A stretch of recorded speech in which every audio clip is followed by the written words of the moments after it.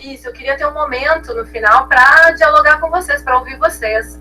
Então, eu planejei assim, uma apresentação de no máximo 40 minutos, eu acho, e ela tem uns momentos de interação.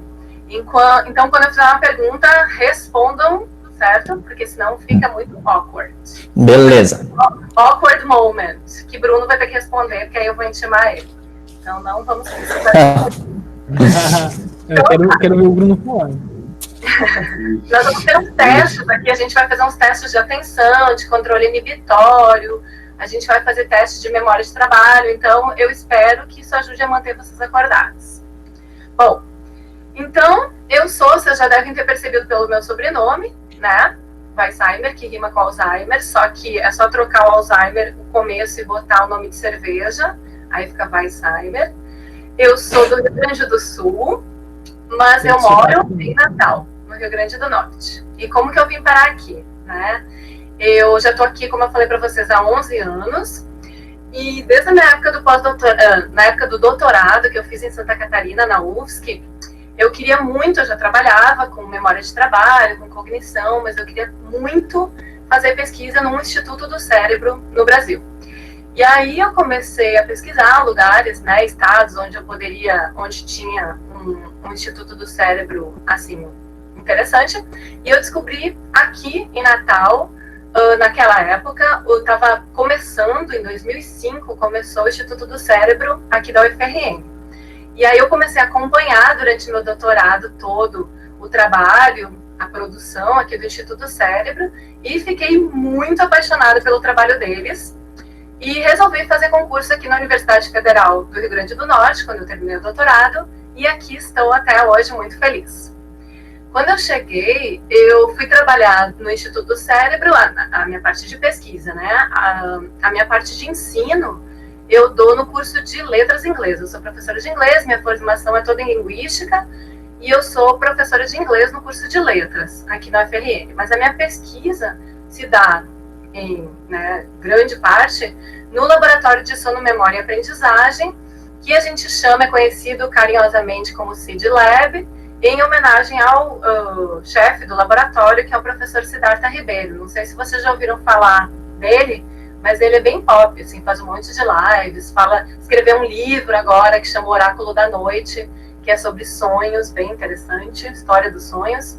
Então, desde que eu cheguei aqui em 2008, eu estou trabalhando, então, nesse laboratório com essa equipe. Parte da equipe está aqui, né, no dia da foto. Vocês estão vendo Mahayana aqui embaixo, e Mahayana vai estar aqui falando com vocês amanhã, né?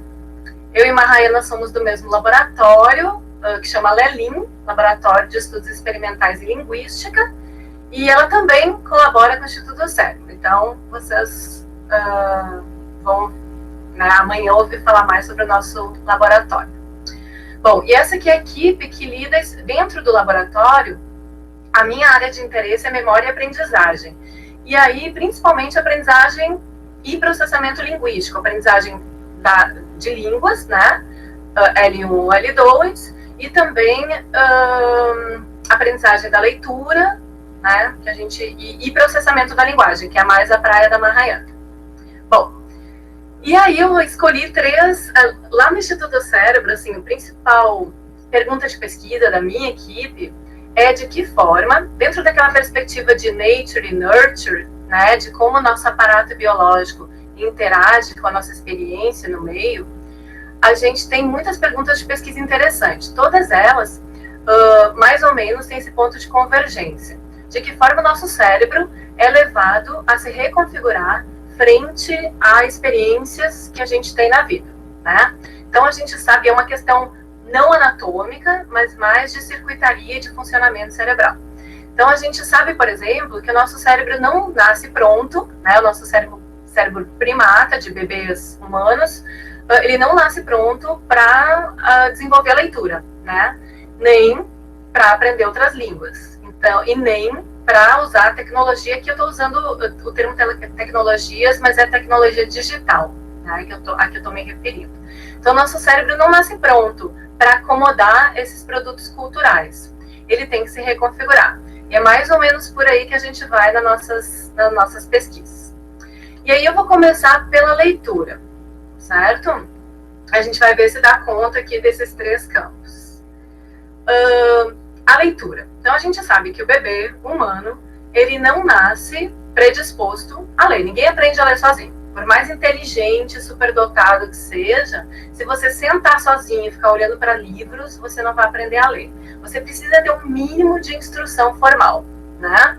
E algumas pessoas precisam de mais e menos.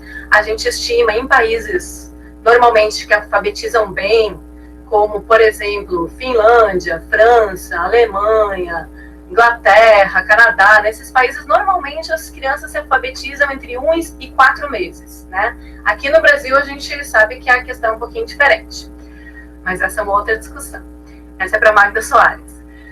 Então, o bebê humano, ele nasce apto a falar, né? Quando a gente pensa na fala, isso é diferente. A gente nasce já com o nosso aparato biológico pronto para desenvolver a fala.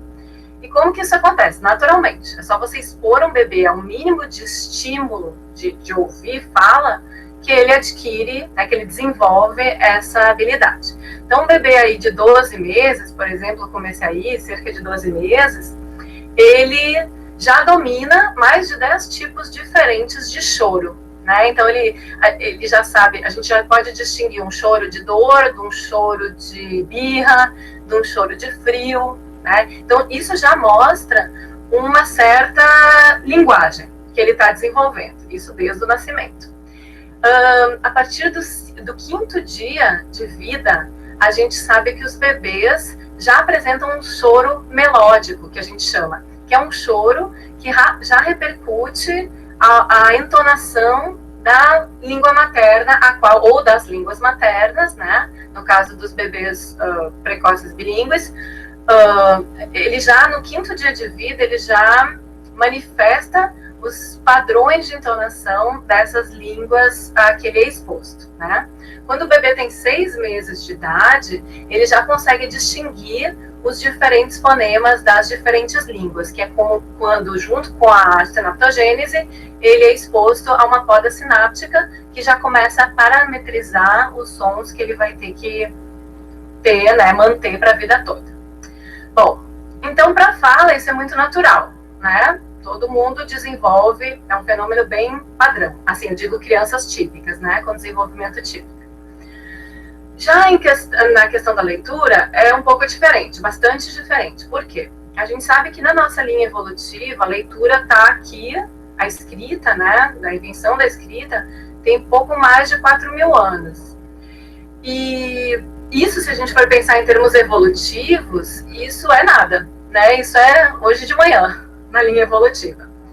Isso traz uma porção de consequências. Uma delas é que é um produto cultural, né, a escrita. E embora, como a gente sabe, você sabe, no início, essa escrita tinha uma consonância com os itens da natureza, né, essas pinturas rupestres tinham uma identificação com o elemento da natureza que elas representavam, a gente sabe que isso foi se perdendo ao longo do tempo, né? Até que a gente chega a um alfabeto, né, de hoje que tem uma mínima semelhança com aquele começo, ou com os itens que representam no mundo.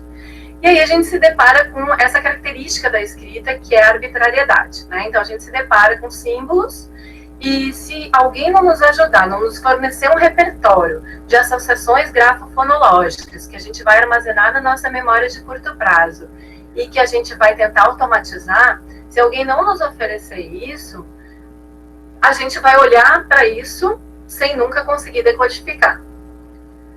Bom, então tem essa questão da escrita, né, ser arbitrária, e tem uma questão bastante interessante, que é o nosso cérebro, ele resistir à aprendizagem da leitura, vamos dizer assim. E aí eu tenho que desempenhar um processo, que é um processo adaptativo, que tem um pesquisador que chama Stanislas Dehaene, que chama isso de reciclagem neural, né?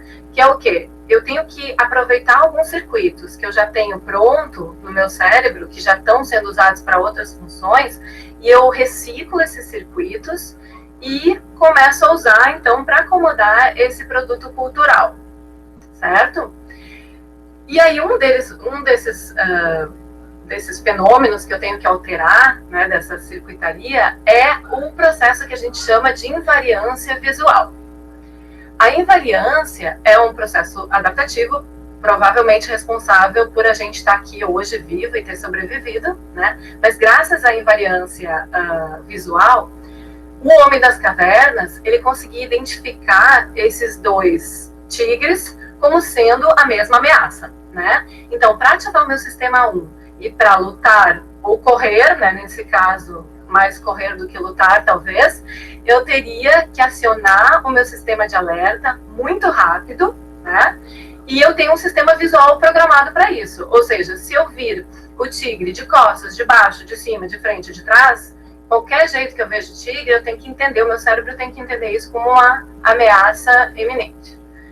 Mas quando eu aprendo a ler, eu tenho que quebrar essa invariância com a qual o meu cérebro primata nasce, né? Então, porque quando eu aprendo a ler, B e D não é a mesma coisa, embora o meu cérebro queira acreditar que é a mesma coisa. E a mesma coisa acontece com N e com Z, com o B e o D, o P e o Q, e assim vai. E também com os números, né? Então, esse processo que gera o espelhamento de letras, que é um fenômeno super normal pelo qual todas as crianças passam, ele pode durar mais ou menos, dependendo de uma série de variáveis. Mas é como se a gente tivesse que, ao invés de reconfigurar o cérebro, mas é meio que enganar o cérebro e criar uma circuitaria nova. E aí, o que acontece? A gente recicla duas áreas específicas. Uma é a área do córtex visual primário, né, que está mostrada aqui, e as outras duas áreas que a gente recicla são as áreas que são originalmente dedicadas ao processamento fonológico. Então, a gente tem aqui o giro angular e o giro frontal inferior esquerdo, que é a área de Broca. Essas duas áreas, elas são responsáveis pelo planejamento oral e execução, né, articulatória. Essas áreas, assim como a área do córtex visual, então, são recicladas e, taram, surge o cérebro da leitura. E aí eu vou chamar a atenção de vocês aqui para uma área específica, que é a área C, letra C, que a gente chama de área da forma visual da palavra, que foi cunhada pelo próprio Stanisław Dehaene, e ela também é chamada de caixa de letras. Essa circuitaria nova, que só existe nas pessoas quando elas começam a aprender a ler, quando elas são alfabetizadas, né? Antes ela não existe, é o produto dessa reciclagem neural.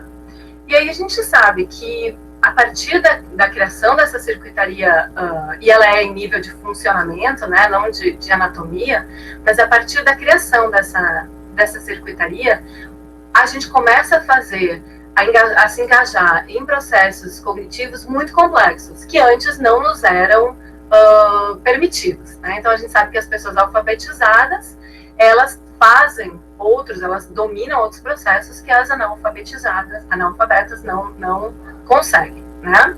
E é interessante, as pesquisas que a gente tem aqui no Instituto mostram, com crianças, que assim como essa circuitaria da forma da área visual da palavra se forma a partir de circuitos fonológicos, ela também retroalimenta os circuitos fonológicos depois.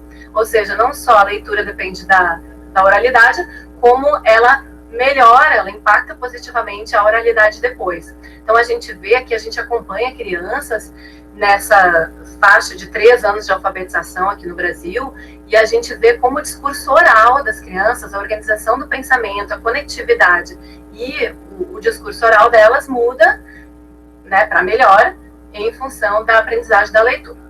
Bom, e aí outra pergunta que a gente tem aqui no laboratório, que me é muito cara particularmente, é essa questão de como o cérebro está se adaptando a esse fenômeno bem recente, que é a leitura em telas digitais, né, em aplicativos digitais.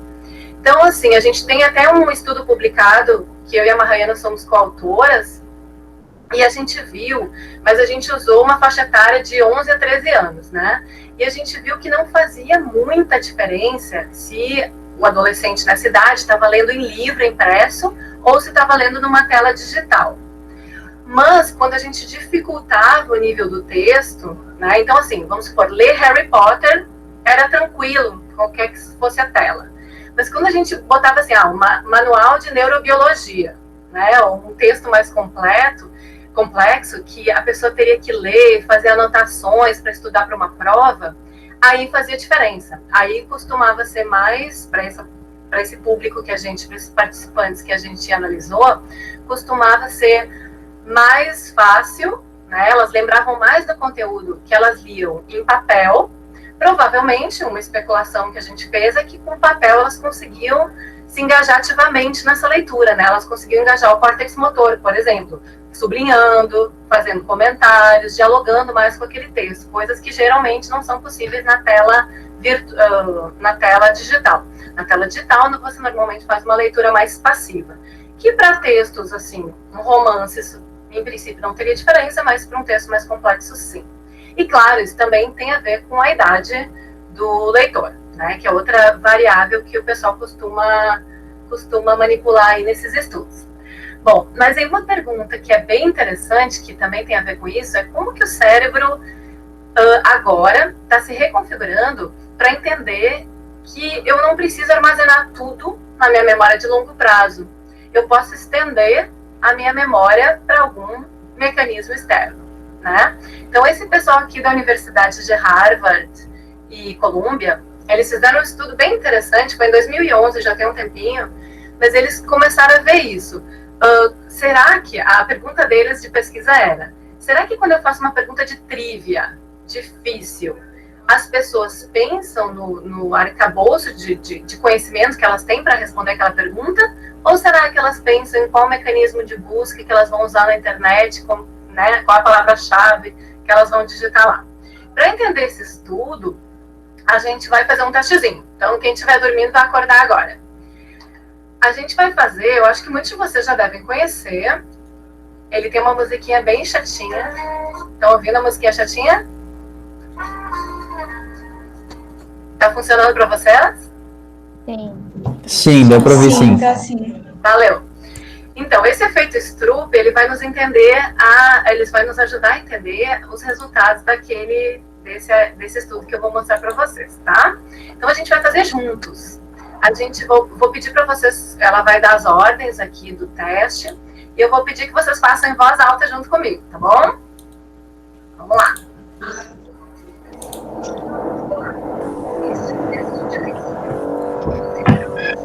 De palavras, eu quero que você diga a cor de cada uma delas. Vamos lá? Amarelo. Amarelo. Azul. Azul. Rosa. Rosa. Verde. Vermelho. Vermelho. Ok, beleza. Tranquilaço, né? Tá. Agora vamos pra parte divertida. Agora vai ficar mais divertido, é. Agora vem a parte divertida. Então agora vai ficar mais divertido. Ela vai explicar pra vocês, mas vocês vão focar na cor, certo? A gente vai falar todo mundo junto, não é pra repetir depois da pizza, viu? É pra falar junto. Todo mundo junto, a cor da letra. A cor da letra, tá? Vamos lá. Agora.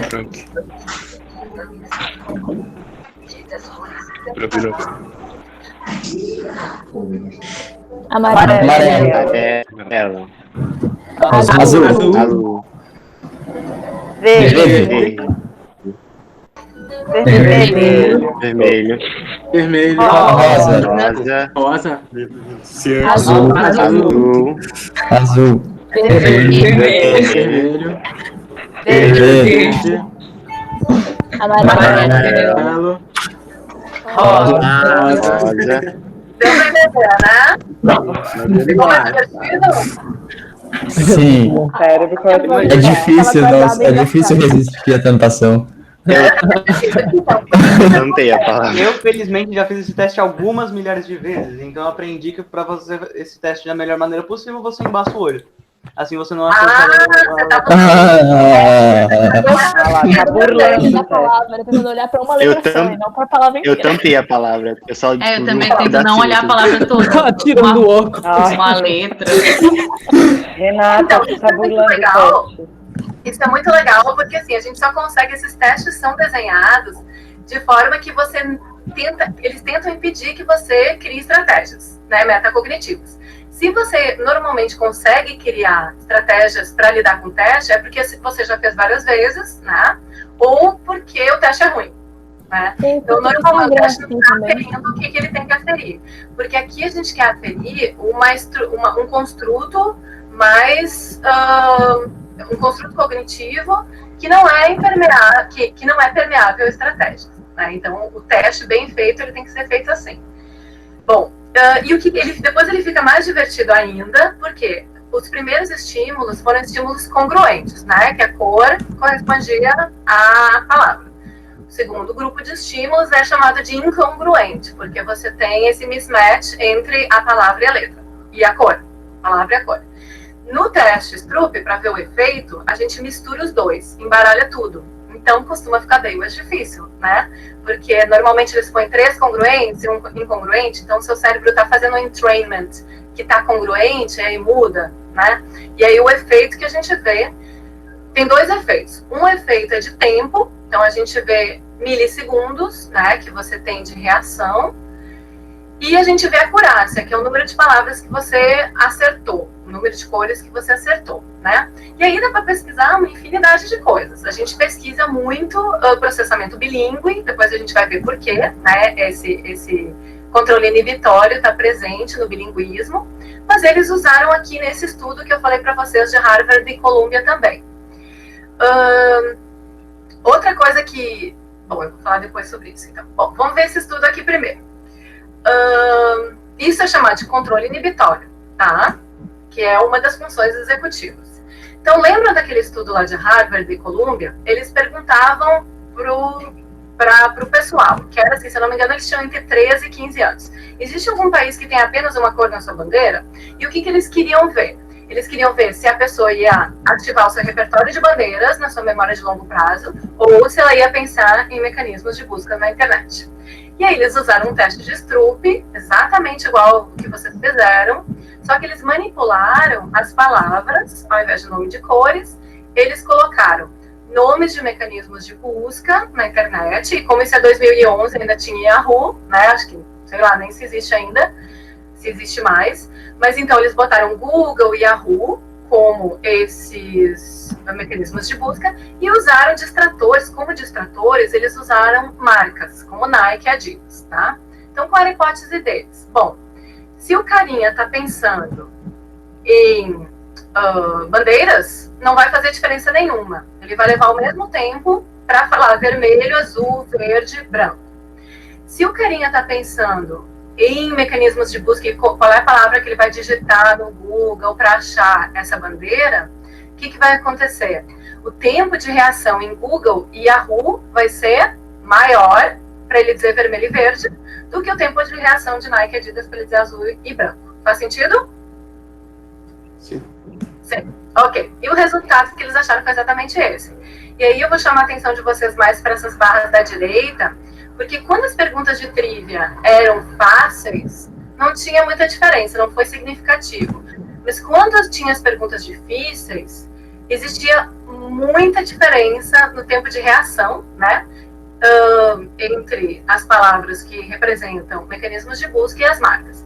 E isso os levou a concluir que esses meninos, quando as perguntas são difíceis, eles pensam em mecanismos de busca e como achar essa resposta na internet, e essa seria uma evidência de que existe memória estendida, certo? E aí tinha uma segunda parte do experimento que eu acho bem interessante também. Aí, ao invés de eles pegarem uma outra população, e ao invés de perguntar, eles davam um conhecimento de trivia, né? E mandavam os meninos aprenderem. Memorize isso aí. Faziam um pré-teste e um pós-teste para ver o quanto eles lembravam. E aí, só que para metade dos participantes, a metade dos participantes via a palavra salvo e a metade dos participantes via a palavra deletado na tela, certo? E eles queriam ver qual grupo conseguia lembrar mais das informações de trivia. Quem vocês acham que foi? Os que viam salvo ou os que viam deletado? Salvo. Salvo. Por quê? Deletado. Eu não vou responder, provavelmente... o seu resultado, eu já li isso. Não, é deletado. Subliminar? É salvo e deletado. Não, provavelmente foi deletado, porque devem ter inferido que essa informação não está mais disponível, então eles têm que lembrar manualmente. Perfeito, exatamente, foi essa a conclusão, né? O dado é esse, eles lembraram muito mais das informações que apareceu como deletada e justamente a justificativa foi essa, a explicação foi essa.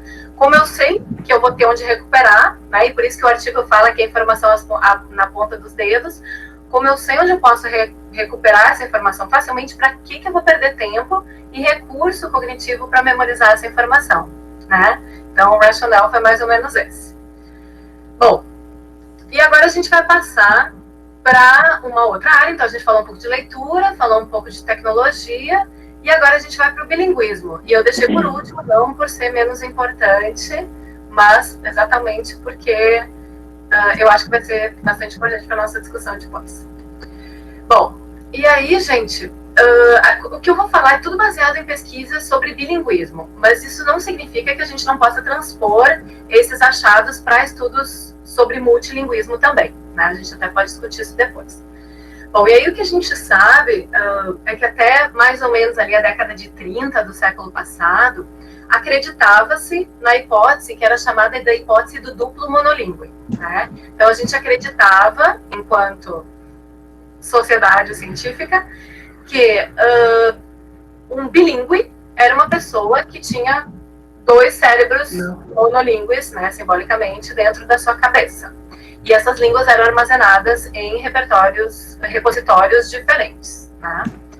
E esse pensamento perdurou bastante e gerou uma série de confusões, né?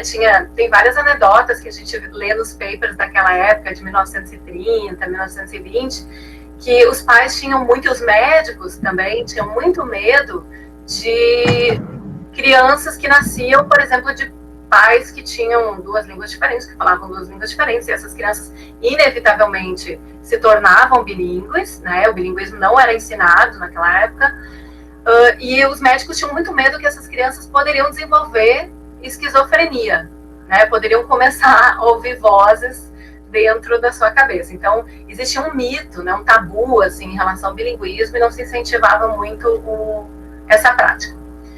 Hoje, né, a gente sabe, vocês devem saber, que a gente, baseado em evidência científica, a gente sabe que as línguas, quantas eu souber, vão estar armazenadas de uma forma distribuída no meu córtex e vão competir o tempo todo por ativação, né? Isso depende de vários fatores, mas, por exemplo, eu estou aqui falando português com vocês, uma parte da minha atenção e do meu esforço cognitivo está indo para inibir as outras línguas, o meu alemão, o meu inglês, um pouco de espanhol, que eu sei.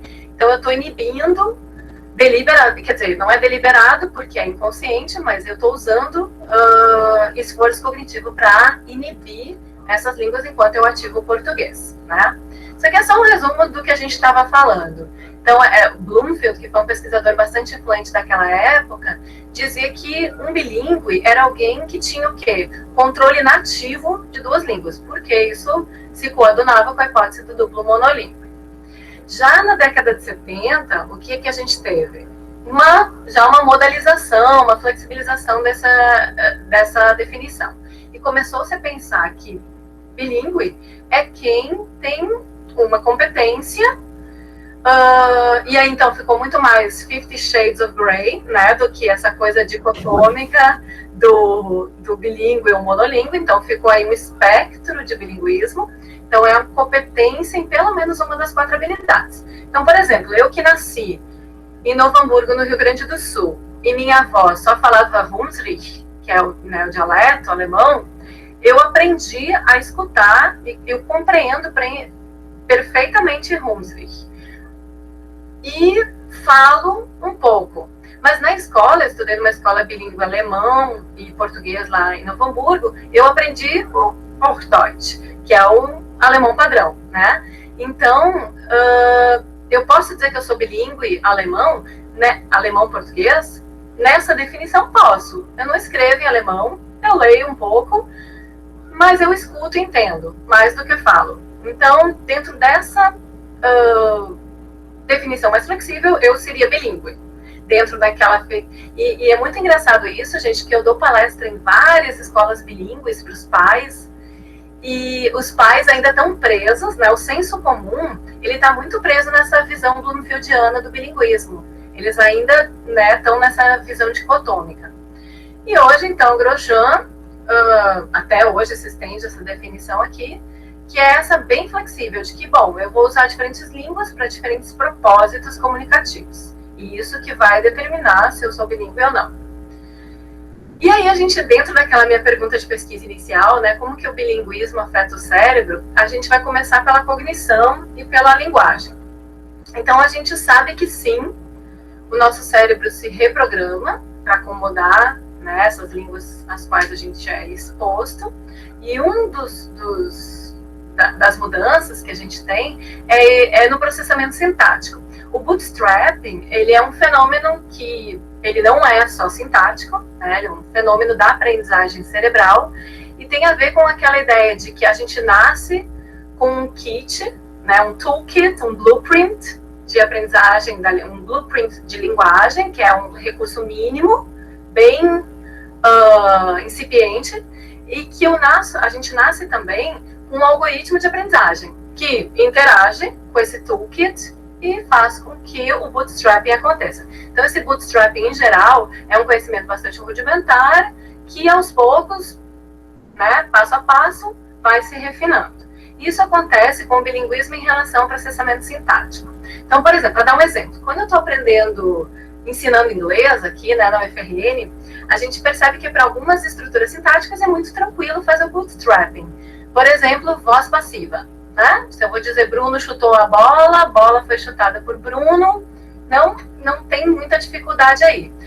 E não existe aquela ideia assim também de, pensa em inglês, fulaninho, né? Porque a gente sabe que é inevitável que a língua materna sirva, ainda mais para pessoas que adquiriram uma segunda língua já depois, né, do período sensível, a gente sabe que é inevitável usar a minha língua materna como material para criar essas hipóteses acerca da segunda língua que eu estou aprendendo.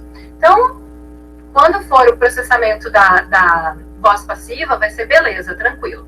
Agora, se eu pensar, por exemplo, no presente perfeito, né, no present perfect, aí eu vou quebrar a cara. Porque se eu for usar o português, não vai servir. Né? Porque no inglês eu tenho, 6 usos distintos para o present perfect, em português eu tenho um que não é usado, né? Quase. Então, assim, se eu for pensar, eu aprendo, eu estudo inglês há 10 anos, né? E aí se eu for transferir para o inglês, I study English for 10 years, vai estar sintaticamente errado, né? Eu tenho que dizer I've been, or I've learned, I've studied English for 10 years. Então a gente sabe que o bootstrapping, ora, ele é uma interferência, né, que é negativo, ora ele é uma transferência, que é normalmente tido como um processo positivo. Botei o Chomsky aí para virar figurinha. Chomsky, o cachorro do Chomsky, que foi a coisa mais legal da quarentena. Bom, os estudos mostram, e aí o que eu vou falar agora é mais ou menos tudo baseado nesse estudo aqui da Bialystok, que é uma pesquisadora canadense que estuda crianças bilíngues, né, e tem muita produção. Inclusive, ela fez uma live na Bralim também. E o que ela estuda? Ela vê que crianças bilíngues, né, ela compara bilíngues e monolíngues canadenses, né, simultâneos. E ela viu diferenças no processamento sintático e ela viu diferenças no processamento semântico. Isso são crianças, a gente está falando aqui de crianças de 3 anos de idade, tá?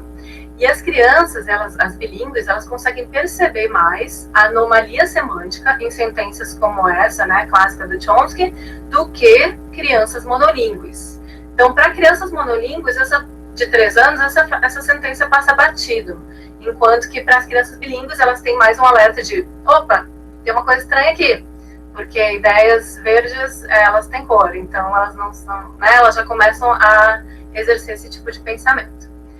Outro construto que é muito interessante, que ele é amplamente também impactado pela teoria pelo bilinguismo, é a teoria da mente, né? Então, esse estudo aqui é muito legal, que Bialystok faz com crianças bilíngues, né, de 3 anos também. Então, como que funciona a teoria da mente? A teoria da mente é aquele aquela habilidade que a gente constrói, começa aí pelos 3 anos, vai até os 10 anos.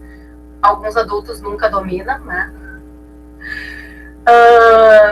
Essa habilidade que a gente tem de entender que outras pessoas pensam diferente, têm processos mentais diferentes dos nossos, né? Então, esse testezinho, vou explicar rapidinho para vocês como é, para vocês entenderem a vantagem do bilíngue aí.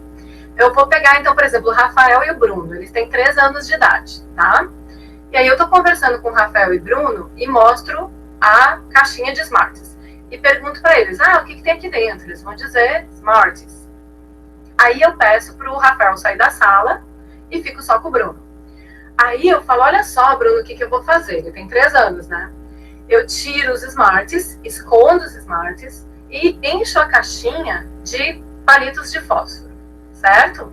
E aí eu pergunto pro Bruno, Bruno, quando o Rafael voltar, o que você acha que ele vai achar que tem aqui na caixinha? Se o Bruno for bilíngue, ele vai responder o quê? Smarties ou fósforos? Smarties. Isso. Se o Bruno for monolíngue, ele vai responder o quê? Fósforo? Matches. Fósforos. Assim, Matches. gente, eu tô generalizando os achados dela, né? Na maioria. Então, o que foi o padrão que ela achou? Que monolíngues vão responder mais fósforos, porque ainda não tem desenvolvido, né, a teoria da mente. Esse é um teste clássico baseado naquele Mary and Anne test, que é um clássico de teoria da mente, que ainda se usa muito. E que os bilíngues, então, eles mostraram aí meses de antecedência no desenvolvimento desse construto. Por isso que os bilíngues diziam mais smarts. Bom, e aí, por fim, a gente está chegando aqui na última parte, antes de abrir para discussão, é essa questão das funções executivas, né? A gente já falou do controle inibitório e a gente já falou um pouquinho do foco da atenção.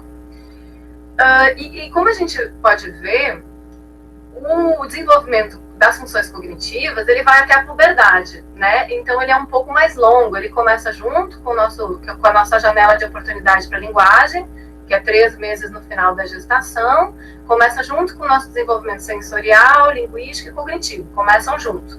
Mas enquanto a nossa janela, nosso período sensível para a linguagem termina ali no pico da sinaptogênese, né, que é 6, 8 meses, o nosso pico de desenvolvimento de funções cognitivas vai mais longe, né? Ali, meio que quando a criança entra na escola, né, e aprende a ler. E aí a gente vai ver como o bilinguismo, também a leitura, né, que a gente viu, impactam essas funções cognitivas. E aí tem mais um testezinho bem curtinho, eu acho que vocês já conhecem esse. Vocês já fizeram aquele teste do gorila e do basquete? Sim. Eu já, mas acho que tem gente que não. Acho que eu não. Então vamos fazer bem rapidinho. Quem já souber a resposta, não dá spoiler, tá? Claro. Vai ver um videozinho do pessoal jogando basquete e vocês vão responder uma pergunta aqui, tá bom? Quando eu pausar. This is an awareness test. How many passes does the team in white make?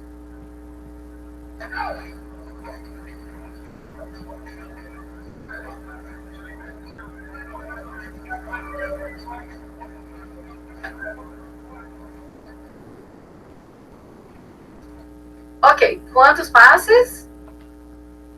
Quem contou os passes? Sei lá, uns 13.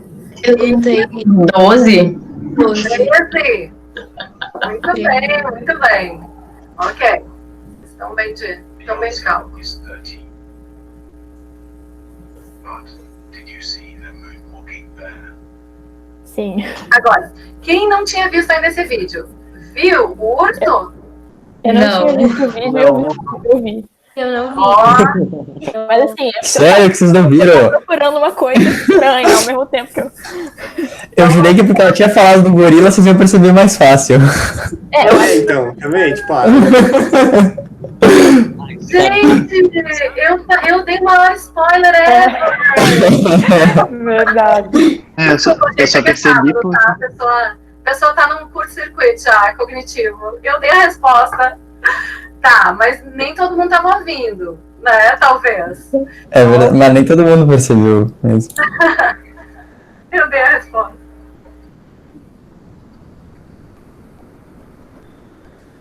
Olha ali, estão vendo?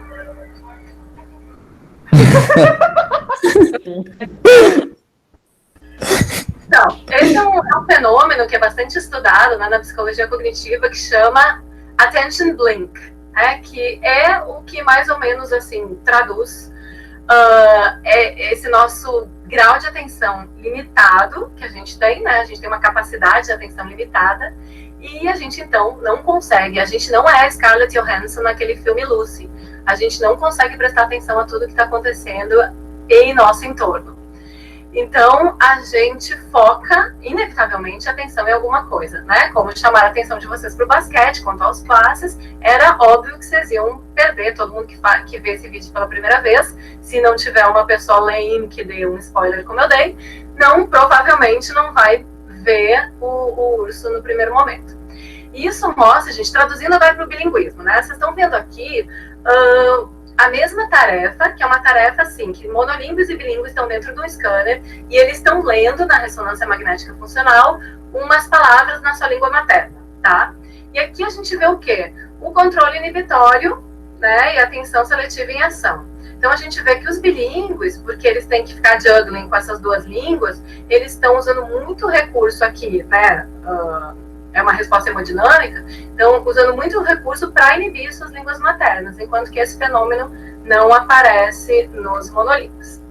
Um fato interessante é a gente pensar que essa atenção ela pode ser treinada e desenvolvida, né? Então ela é limitada, mas cada um tem uma margem que pode desenvolver. Se eu perguntar aqui para vocês, fizer um brainstorm, o que vocês veem aqui? Brainstorm de palavras. Pessoas. Barco. Nave. Mar. Cavalo. Árvore. Eu acho que é um castelo. Muito bem, já começaram a ver demais. Muito bem.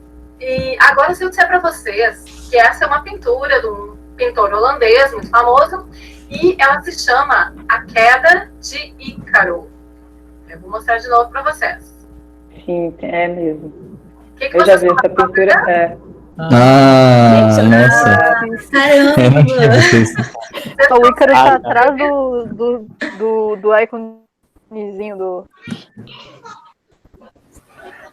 Isso, vocês começam, eu chamo a atenção de vocês, simplesmente, né, salientando o nome da tela, que é uma queda de ícaro, vocês imediatamente conseguem ver, né, a maioria, o ícaro ali com suas asas derretidas se afogando. Então, esse é um processo que a gente, né, deve desenvolver na sala de aula, enquanto, né, se a gente for pensar na educação, que é como, e essa é a pergunta de $1 milhão, como que eu ajudo meus alunos a focarem atenção, né? Por fim, gente, a gente vai fazer mais um testezinho rapidinho, 5 minutos, que é para a gente entender e aí termina, para a gente entender como que o bilinguismo e a leitura afetam a memória de trabalho. Esse é assim, ó. Vocês vão ler em voz alta, é essencial que vocês leiam em voz alta as sentenças, e aí vocês vão imediatamente depois delas dizer se é verdadeiro ou falso. A gente vai fazer todo mundo junto. Então eu vou ler assim: aviões são rápidos, verdadeiro. Aí vocês vão ver mais uma sentença. A rosa é cinza, falso. A rosa é cinza, falso. Isso. Quando aparecer o ponto de interrogação, o número de pontos vai indicar o número de palavras que vocês têm que lembrar, né, falar. E vocês vão lembrar as últimas palavras de cada sentença. Então, nesse caso, seriam... Rápido e cinza. Rápido e cinza. Rápidos e cinza. Muito bem, muito bem. Vamos lá, então. Todo mundo junto, lendo em voz alta. A Terra é redonda. Verdadeiro. Alguns pronomes Verdadeiro. Falso. Uma bola Uma bola é uma mesa. Falsa. Redonda, rosa. Redonda, rosa e Mesa. Vamos lá. Vai anotar, viu? elefante pequeno. Falsa. O sol Tá redondo. Verdadeiro. Verdadeiro. Falsa. Computador. Falsa. Pequeno. Plantas. Redondo, Redondo. Pequeno, redondo, a ordem, mas... Ah, pequeno. Olha pequenos, só, redondos, rosas Redondo. e plantas. olha só, ninguém disse verdadeiro nem falso. Ou seja, vocês já estão de parabéns. Porque sempre tem alguém que diz verdadeiro. No lucro. Bom, esse teste, gente, ele vai até 6, né? A gente só fez até 4 aqui, mas ele vai até 6. E o que ele mostra? Tinha que lembrar na ordem certa? Oi? Tinha que lembrar na ordem certa? Tem que lembrar na ordem certa e na forma certa. Né? E muito mais uma vez, as duas variáveis dependentes são tempo de resposta e acurácia. Ordem certa não pode, por exemplo, se é estrelas, não pode falar estrela, porque aí já perdeu. É um score bem restrito, bem restrito. E o que ele mede, gente? Ele tenta aferir esse processamento de informação que está no verdadeiro e falso e o simultâneo armazenamento de informação, que você tem que guardar as duas últimas palavras. As últimas palavras, né? Então, esse simultâneo processar e armazenar informações é o que a nossa memória de trabalho faz. E ela é impactada pela leitura, e a mesma coisa que a gente falou no início, uma retroalimentação. A gente precisa de memória de trabalho para aprender a ler, e quando a gente aprende a ler, normalmente tem um avanço na memória de trabalho, né? E o bilinguismo também impacta esse construto. Mas aí, tem alguma desvantagem em ser bilíngue? Provavelmente. Você se confunde, talvez, as duas situações. Por exemplo... Esquizofrenia. Pode ser... Às vezes Mas muitas vezes você não consegue lembrar o que você quer falar na sua língua quando você é bilíngue. Exatamente. Muitas vezes você não consegue comunicar em uma língua só. Exatamente. Ia saber. Você não ia lembrar da palavra. Né, tem duas, mas uma das desvantagens que os estudos apontam é um fenômeno chamado... Vamos fazer o teste primeiro. Eu vou pedir que você só fale o nome desses objetos o mais rápido que puder, tá? Em português. Chaveiro. Demorou. Todo mundo que Relógio. Agora, aí que vai ter mais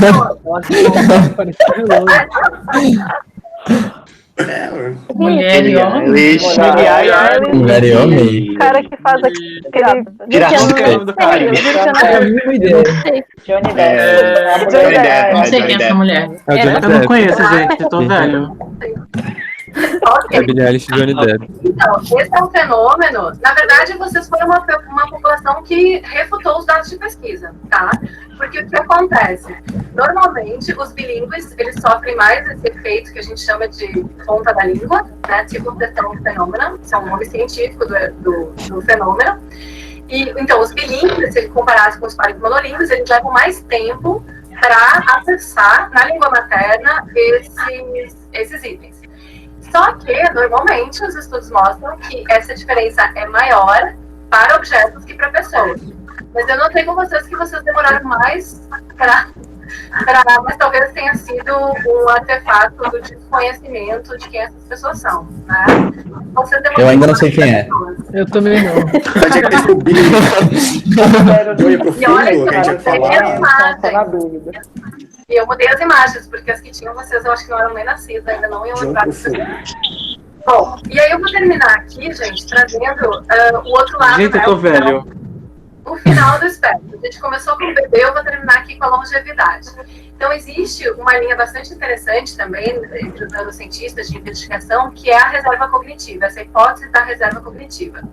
Que ela é proporcionada pelo bilinguismo, que a gente já viu em algumas pesquisas, os estudos ainda não são muito conclusivos, mas as evidências estão se amontando, e também pessoas que jogam videogame, tá? Então, assim, jogar videogame, ler bastante e falar outras línguas acabam dando uma reserva cognitiva de cerca de 5 anos na deflagração de doenças neurodegenerativas na longevidade, tá? Mas aí, então quando eu tiver 70 eu posso aprender a jogar videogame? Não. Normalmente é um efeito cumulativo da vida inteira, né? Mas aí as pessoas vão dizer, mas jogar videogame faz mal. Então vocês... Minha mãe. Exato. Normalmente eu faço essa palestra para professores, pedagogos, né? E E sempre tem alguém que fala, mas jogar videogame faz mal. E tem a questão da socialização, tem a questão da coluna, tem a questão do sedentarismo, a gente sabe. Mas eu termino sempre dizendo assim, bom, tudo na vida tem dois lados, né? Até a água, se a gente beber demais, a gente morre, não é verdade? Só feliz. Então, a gente vale aquela máxima sempre, né? Para todas essas invenções culturais que o nosso cérebro tem que incorporar. O bebê é fofinho, a gente quer guardar o bebê, né? A gente não joga ele fora junto com a água do banho. Ok, valeu, beleiros, e é isso. Yeah. E aí, gente? Se não tiver pergunta, eu vou ficar assim muito frustrada, viu? Eu tenho. Não tem pergunta, gente. Pode ser comentário, crítica, né? Claro. Tá. Teve um momento lá no início da palestra que você comentou sobre textos difíceis serem mais impactados por ler numa tela, né? Aquele que analisava ler num papel ou ler numa tela. Eu queria saber se nessa pesquisa estão incluídos aqueles leitores digitais, tipo Kindle, que são mais recentes, e se não, se tu acha que eles afetariam da mesma forma ou seria um pouco diferente, porque neles dá para, sei lá, fazer uma marcação de texto, é meio diferente a tela, como é que funciona? Então, esse estudo que eu publiquei com a Mahayana, que a gente conduziu aqui no Lelim, que foi esse, né, que eu me baseei para falar para vocês, a gente viu a leitura em tela digital do computador com aquele aplicativo que eu nem sei se existe mais, porque isso aí já faz uns 6 anos, era um aplicativo chamado Spritz, que eu conheci no meu pós-doutorado, que eu fiz no laboratório de eletrofisiologia lá em San Diego, e eles usavam esse laboratório que chama Kutas Lab, fazia pesquisa para essa empresa chamada Spritz. E o Spritz, na época, isso em 2015, gente, Spritz desenvolveu essa leitura que é RSVP, que é aquela serial, assim, palavra por palavra na tela, né? Não só era palavra por palavra, mas ela tem um marcador, que é um pontinho vermelho, que indica o ponto visual, que é aquele Optimal Viewing Position. Vocês sacam aquilo? Então, tem esse Optimal Viewing Position, que é um algoritmo que calcula qual é o melhor ponto da palavra para você focar, para ler mais rápido. Então, esse Spritz, ele fazia isso. Então, foi esse mecanismo, esse foi o aparato digital que a gente usou para leitura, né? Metade dos meninos liam em papel e metade dos meninos liam na tela do computador com o Spritz. E aí a gente não achou diferença. Eles tinham de 11 a 13 anos, a gente não achou diferença. No conteúdo, a gente testou pré e pós, e todos, independente do tipo de leitura, conseguiram guardar acertar o mesmo número de questões, né, em média. E aí, mas tem uma pesquisadora que chama Benedetto, que ela publica bastante sobre isso. E a gente, na época, revisou os estudos da Benedetto, e ela que viu isso, e ela investigou com romances do Harry Potter ou guias desses course books que eles usam na Universidade Americana para os cursos de graduação. Ela investigou lendo course books para provas e lendo Harry Potter. E aí ela chama a diferença. Ela achou diferença no grau de retenção, sendo que aqueles que leem em papel retinham mais. Mas essa pergunta do Kindle é bem interessante, é uma pergunta de pesquisa interessante, né? Porque como o Kindle, e talvez por isso que o Kindle queira simular, né, esses processos que a gente pode fazer no papel, porque sabe que é importante. Esse engajamento do córtex motor é muito importante, né? Tem gente que só consegue aprender escrevendo, né, ou sublinhando, né? Normalmente as crianças, quando a gente ensina elas a sublinharem, elas sublinham o texto inteiro, né? Porque como elas não estão muito fluentes na leitura ainda, elas meio que, ao invés de ler com o dedinho, elas sublinham o texto inteiro. É tudo importante, porque tudo demanda muita atenção do cérebro delas, né? Muito foco de atenção. Então é um skill que a gente vai aprendendo aos poucos. Mas achei uma pergunta interessante. Aí sua iniciação científica, Arthur.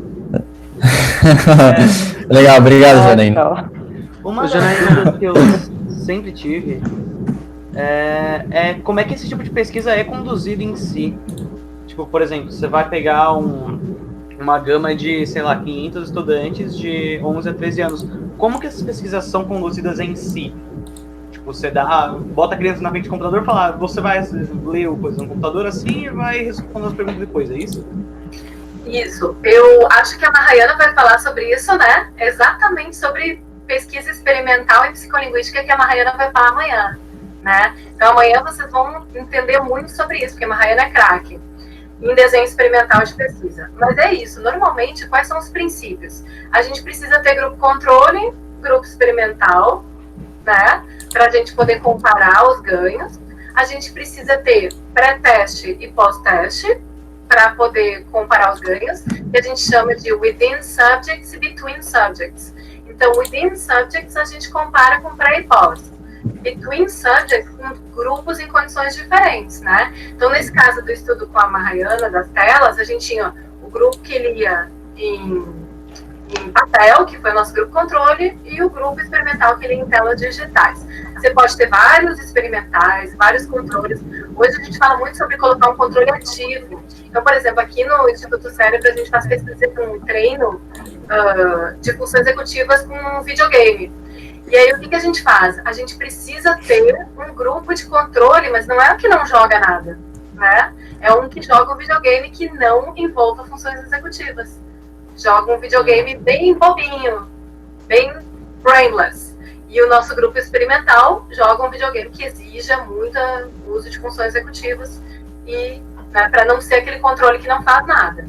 E outra coisa importante, são 3 coisas importantes na pesquisa experimental. Pré e pós-teste, grupo experimental, e o terceiro fator é a randomização dos sujeitos, né? Que agora a gente vê nas vacinas, agora o pessoal falando muito sobre isso, né? Qualquer grupo que a gente pegue pronto, vai enviesar a nossa coleta. Então, se eu fizer, os meninos da OBL, não pode, né? Porque vai enviesar, porque provavelmente vocês têm características que outros grupos não têm. Então, eu tenho que pegar todo o ensino médio e randomizar. Não posso, tem muita gente, principalmente em linguística aplicada, que faz pesquisa assim, uma sala de aula, outra sala de aula, né? Pode, porque as salas de aula elas já têm diferenças iniciais. Uma turma não tem igual a outra, né? Então, essas diferenças individuais que já existiam vão criar um bias na pesquisa. Então, a gente precisa misturar todo mundo o máximo que a gente puder. Mas é um desafio, dependendo do contexto. Por exemplo, em linguismo, um fator assim, que é muito difícil é você controlar monolíngue, né? Se vocês forem pensar, a gente tem maior dificuldade aqui dos meus orientandos. Eu quero comparar bilíngues com monolíngues em inglês. Existe monolíngue? Existe monolíngue no Brasil? Não, né? A gente tem a ideia de que a gente é um país monolíngue, mas não é, né? Então, achar uma população de crianças que não saibam nada de inglês é muito difícil. Então, a gente acaba trabalhando com gradações. A gente tem menos bilíngues, médio bilíngues e full bilíngues, né? Para poder, então, criar condições. Entendi. Santa Claus. Assim, com enfoque nos circuitos do cérebro, você acha que uma pessoa que fala a língua do P é a mesma coisa que uma pessoa que é bilíngue em inglês? Pergunta interessante.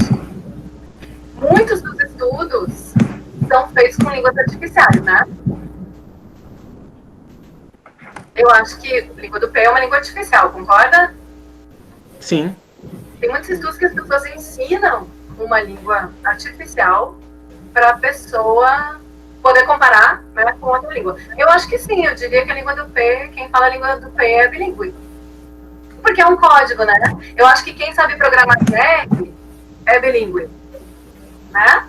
Se vocês forem pensar, a gente fala português, a gente programa em R, a gente fala, né, a gente domina vários códigos. A gente domina o código alfabético, o código computacional, então acho que isso tudo são línguas. A gente pode dizer que sim. Mas numa definição bem grosjeana, assim, bem aquela que eu mostrei para vocês por último, bem flexível.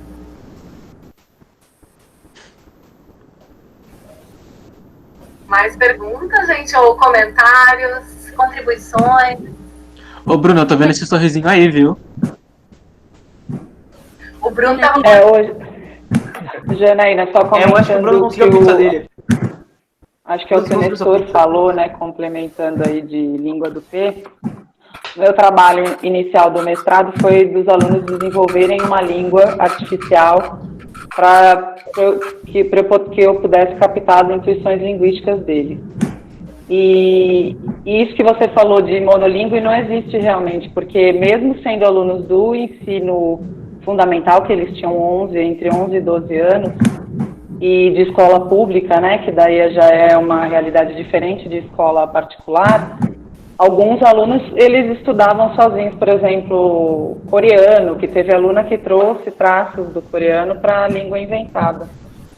Então, eu acho que deve ser um desafio mesmo para vocês fazerem essa diferença de monolíngue, né? Só ter monolíngue, porque eu acho que realmente não tem, porque você vê que até as crianças, né?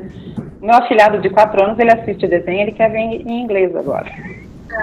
Isso tem muito a ver com um livro que até já estou discutindo com o Bruno, né? Que chama esse How We Learn, que é o último livro tem até aqui, Stanisław Dehaene, que é maravilhoso. Esse é o cara que criou a hipótese da reciclagem neural. E nesse livro, ele diz assim, que o que é inato não é a linguagem, é o algoritmo da aprendizagem, né? Então, é aquilo que eu falei antes para vocês. Cada criança, cada bebê é um budding scientist, é um cientista em potencial, em desenvolvimento, né? Então, ele vai usar, bem como você falou, Jane, ele vai usar inevitavelmente essa testagem de hipótese, desse método científico que o bebê nasce com ele como parte desse algoritmo de aprendizagem. Então, a gente acha essa proposta dele bem interessante, o Chomsky também achou. Eu acho essa proposta bem interessante, porque a gente nasce com um blueprint, mas esse blueprint, por questões evolutivas, a gente vê que ele é muito limitado. Então, como que eu posso, né, reciclar esse meu kit inicial, que é bem limitado que eu tenho, como que eu posso reciclar e aprender tanto? Eu preciso de um algoritmo muito eficiente, que é a criança, é o bebê, né? Então, ali, nos primeiros 2 anos de vida, eu tenho a coisa mais refinada em termos de processamento. Aí que as máquinas ainda não conseguiram, né? Porque o subtítulo vocês não viram aqui, mas o subtítulo o nome do livro é How We Learn, e o subtítulo é Why Brains Learn Better Than Any Machine. 3 pontinhos, for now. Então, assim, ele não está esgotando a hipótese da singularidade, mas ele está dizendo que, for now, o nosso algoritmo ainda é mais eficiente e eficaz. O Feuerstein, ele fala disso, né, também, que o cérebro é modificável, né? Inclusive, é isso que eu vou ver agora no doutorado. Então, por isso que eu falei que eu quero trocar umas ideias com você, que eu acho que vai ser interessante. Olha, que interessante, Jânio. Me manda um e-mail que eu quero saber desse teu doutorado aí. Tá, vou mandar sim. Muito legal. Obrigada. Só uma coisinha, é que eu mandei aquele nosso experimento para eles, mas de repente você podia falar uns 2 minutos sobre o experimento, sobre o que a gente quer, por que a gente precisa da ajuda deles? Assim, eu não posso falar muito sobre o experimento, porque vai criar um bias. Porque eles não podem saber das nossas hipóteses e do que a gente está investigando. Mas eu posso falar, né? Então, não posso falar assim, do experimento em si, mas eu posso incentivá-los a, por favor, responder o formulário e desenvolver o problema que está lá. E gravar o seu áudio e mandar para o Bruno. Vai ser, olha, eu não posso dizer o que a gente está querendo ver, mas eu posso dizer que é uma coisa muito interessante. E depois vai ser legal, porque, né, quando a gente analisar os dados que vocês forem nos fornecer, a gente volta aqui e faz outra dessas lives aqui para falar sobre os resultados do experimento. Aí vocês vão aprender 2 coisas. Sobre o fazer pesquisa, e aí no final eu posso explicar todo o processo, desde a criação das hipóteses, desde o rationale por trás das hipóteses, né?